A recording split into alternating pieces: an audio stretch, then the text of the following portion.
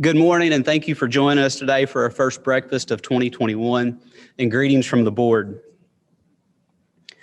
This year, I've talked and I've learned a lot about advocacy. I've highlighted its importance and why I depend on the Chamber for our advocacy efforts. I've highlighted why it's important to my business and why we're fighting for what we've been fighting for on behalf of our community. I've served on this board for about 5 years. And one thing that I've recognized is that sometimes, quite often, we don't take credit when maybe we should. People frequently ask, what does the Chamber do for me or my business? And while I think we're humble and we tend to share that success with our partners, it does take an organization coordinating these efforts. Simply to put, the Chamber is doing things that most people think just happen. Can I tell you something? Most things of value don't just happen. There's a catalyst and there's hard work behind them.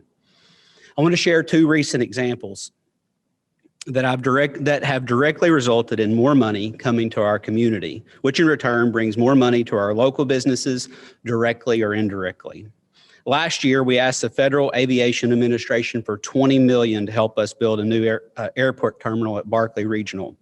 We received that funding and plans are underway.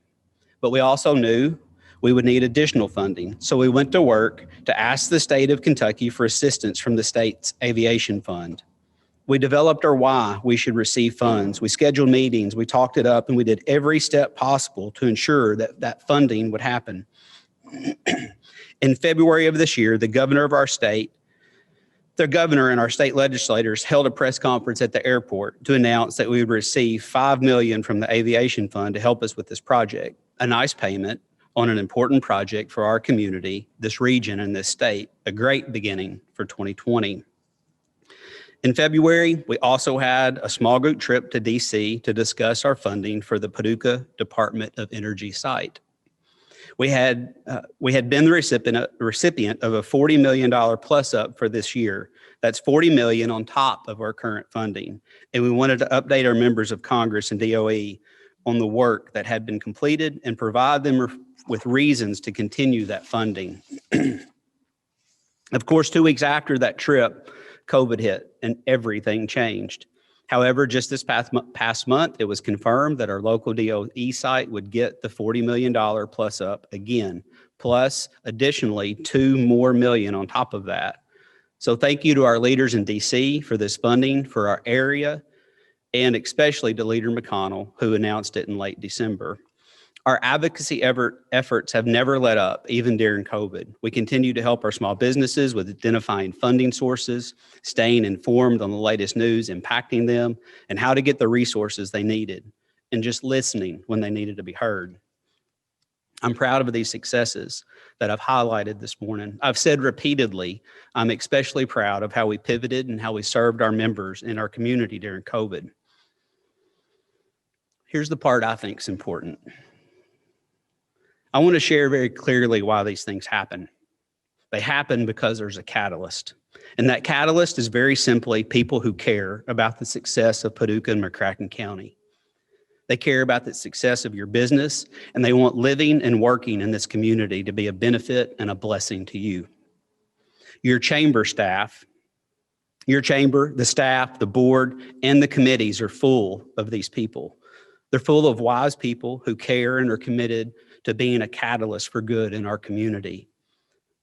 Most of the time, they're too busy affecting change and serving to look up or to yell from the rooftops all that we've accomplished.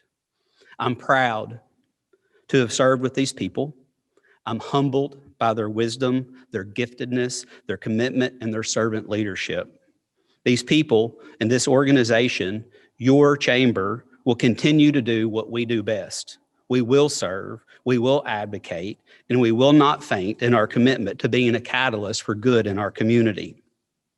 If this has ever been proven true, it's been through the uncertainty of this past year.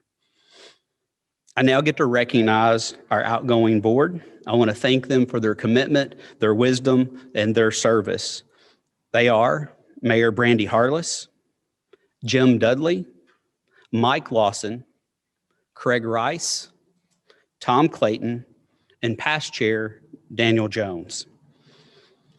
I want to close by giving thanks to the board and the membership. I want to thank you for your confidence in me and the opportunity to serve. To Sandra and the staff, I thank you for all that you do. I truly don't know how you accomplish all that you do. It has truly been an honor.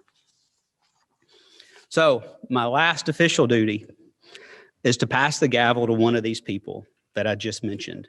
I found this man to be wise. He's caring, he's committed to this community, and I'm confident in his ability to lead the chamber through this next phase as our economy recovers.